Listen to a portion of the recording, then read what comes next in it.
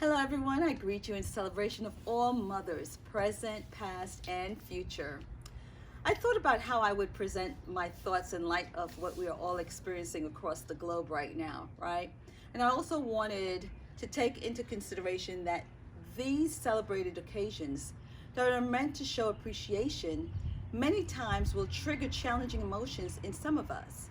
So let's take the time to celebrate our mother's love that we are fortunate to have, our mother's love that we were fortunate to have, and the mother's love that we can choose to give and pass on by reminding ourselves of the meaning of a mother's love.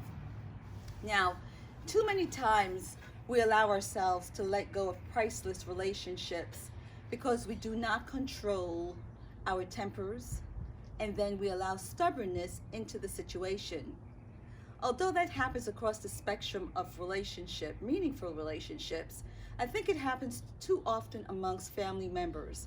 And why is that?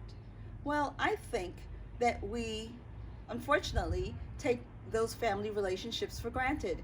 And sometimes petty things and then everything becomes a big deal and it becomes a personal assault. Sure, there are family members who are certainly capable of pressing each other's button, right? Getting on your emotional nerves. These are certainly exhibited in sibling rivalry.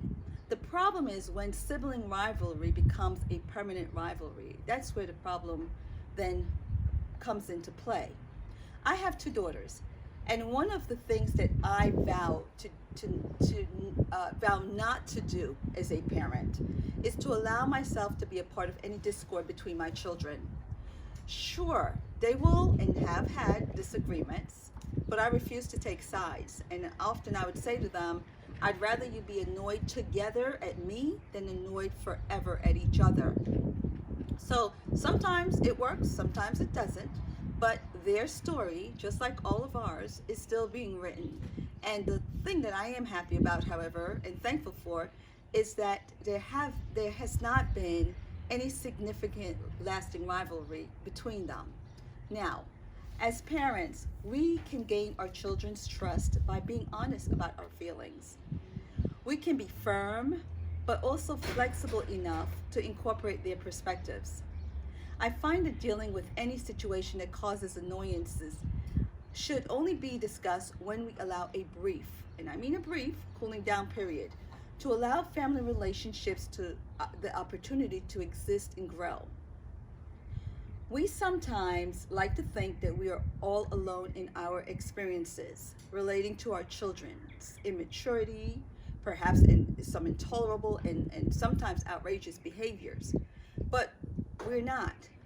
In speaking with friends, colleagues, clients, and in my own emotional experiences, when our teenager and adult children does certain things that we view as a breach of our trust, we take this very personally, especially us mothers, right? It is emotional because it leads to a question of where did we go wrong?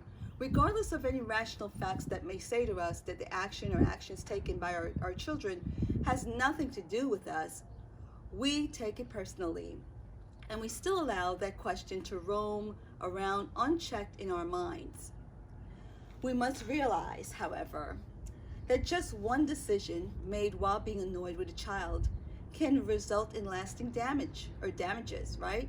To avoid such a result, we must always reach beyond the moment and cut off any impulses to lash out in that moment. Because a lot of times what will happen, you will say or do something that cannot be unsaid or undone.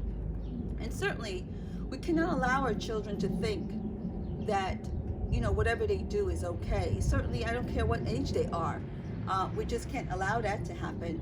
However, even if our children decide that they want to be angry with us, we as parents can make a choice to show them love along whatever their journey is going to be. This way, they will know in the back of their minds, if not in the forefront, that their parents' love is with them.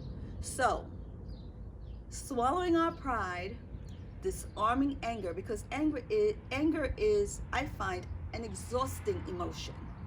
healing our souls, and paving a path for hopefully a better relationship down the road. As human beings, it's also a choice that we make. It is hard to maintain the emotion of anger towards someone who shows you love.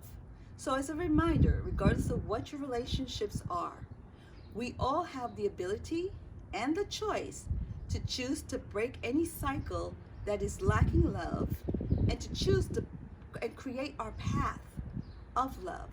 So, in celebration of our mother's love today, tomorrow, and yesterday, happy Mother's Day to everyone.